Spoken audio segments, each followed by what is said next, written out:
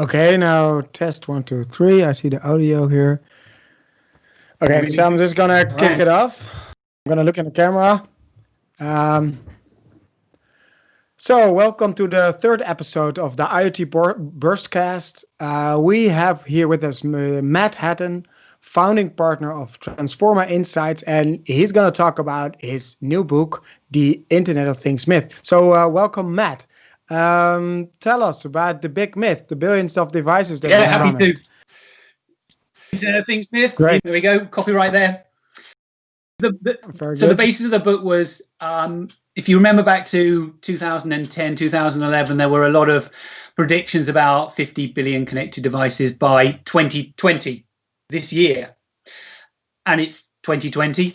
We've got another 6 months left, but I'm pretty confident we're not going to see 50 billion connected devices. Now, not everybody was predicting that. I was doing forecasts at the time, and our forecasts were about a quarter of that, and we were still a little bit over.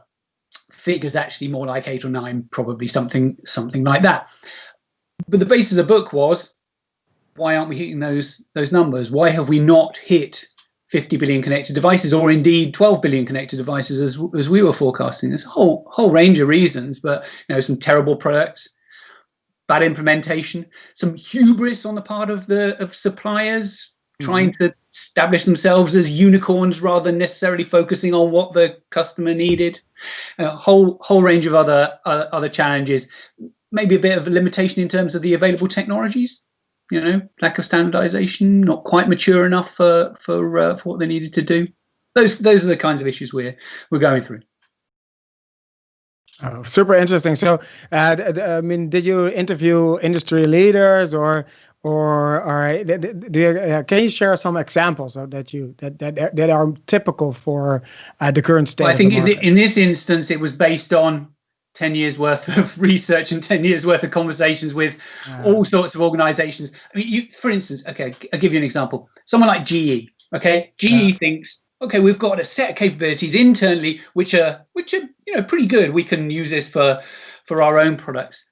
Let's take it externally. Let's go sell it to lots of other organizations, which theoretically, that makes some sense. But in reality, they didn't have the sales team. They always took the line of least resistance, selling internally rather than externally. They didn't have the commitment and investment in developing the product to make it appropriate for external use cases.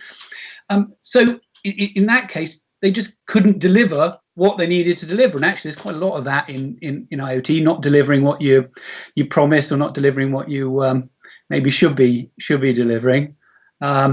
There's a common phrase that we hear from a lot of IoT vendors, which is, yes, we can. If asked if they can do anything, they say, yes, we can. And the reality is, well, they can, but historically they probably never have, and they're trying to invent something from scratch, and that kind of immaturity doesn't help with growing the sector.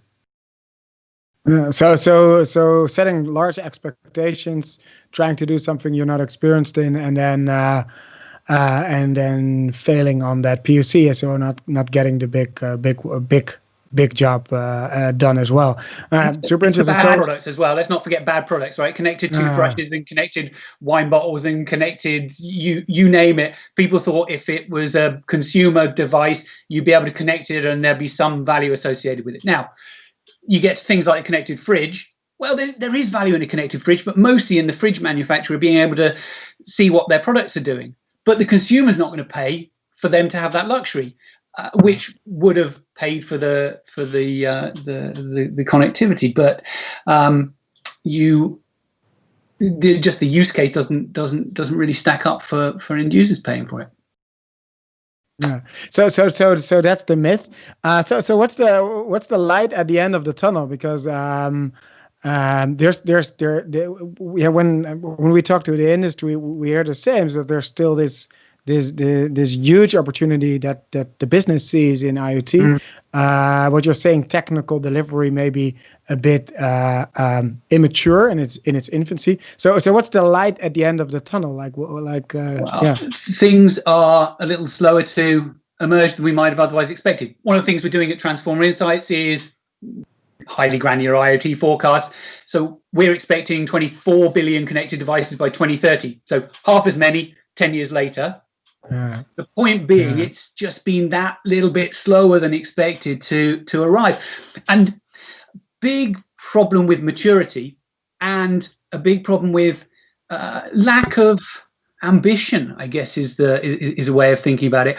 Awful lot of IoT deployments are focused on the low-hanging fruit. We've got another product that we run where we've been looking at real-world case studies, tabulating and categorizing them, working out what the parameters are of all these deployments around the world. And the message that comes across loud and clear is that it's really the low-hanging fruit, and it's driven by the IT department to get some incremental benefit to the organization, rather than thinking about things that are more transformational. But that's probably because the organizations haven't understood what they need to do in order to actually make use of IoT properly. I think it's a maturity issue more than it's probably anything else. A lot of these technologies as well, very immature, and the expectation that we'd be able to pick these technologies off the shelf, roll them out, and they'd be up and running in a matter of days, weeks, months is hopelessly optimistic. These things take a while. So it's just a healthy dose of realism, I think. Yeah, no, interesting. I think so. So if I summarize it well, it's like there's a catch-22 that is actually the business insights on IoT benefits are increasing. The technical delivery is climbing out of its infancy, but it's still overpromising. And then you set too high expectations, you get a backlash, and then maybe only, let's say, a few years later, you will try again. So, yeah, I mean, it's something we see as well. And then I think what you just said is the right point, is that we're trying to take this with two large steps at the same time, like small steps. That is how you get there, and it's the bold ambition that you should have. So it's not doing small steps towards low-hanging fruit. It's the small steps towards the big vision. So might even be more than that. It's knowing which steps to take, because a lot of organizations don't realize that this is going to have significant implications for their finance department, for their customer care, for operations of all types. And they're not thinking about that. They're thinking, okay, well, how easy is it for me to connect my whatever device it is I want to connect? And they're thinking just about the connecting and grabbing some data. And they're not thinking, okay, how do I stitch this into the rest of the organization? And because they haven't thought about that, any POC or project or whatever that's based on that more ambitious stuff just kind of gets swept under the carpet, because no one's ready to actually move from POC phase into actually deploying. And that's because there's way more to it than just the technology. It's a complete business transformation that hits way more functions in an organization. Exactly right. Which makes it sound like we're trying to boil the ocean with IoT, and makes it sound like we're trying to be overly ambitious. But actually, in many cases, it's not really that ambitious. It's pretty straightforward use cases. It's just you've got to change some of your functions within your organization. Take an example of there's the company does connected rat traps in Finland, right? I forget their name. The point is because they've got these connected rat traps, they have to change all of their enterprise resource planning. They have to change how they're charging. Rather than charging, okay, we're going to send a guy, they have to charge on a recurring basis. It disrupts everything, but it's a fairly straightforward use case. All you're doing is you've got a remote trigger, and you just have to be prepared and able to make the change in your organizational operations, which probably aren't that complicated, but just requires a mental shift to do that. Super interesting. I want to thank you very much for your time. I put all the links below if people want to reach out to you to either get access to your research or reports or your book. And I want to leave it with this. So thanks for your time, and talk to you soon. Great.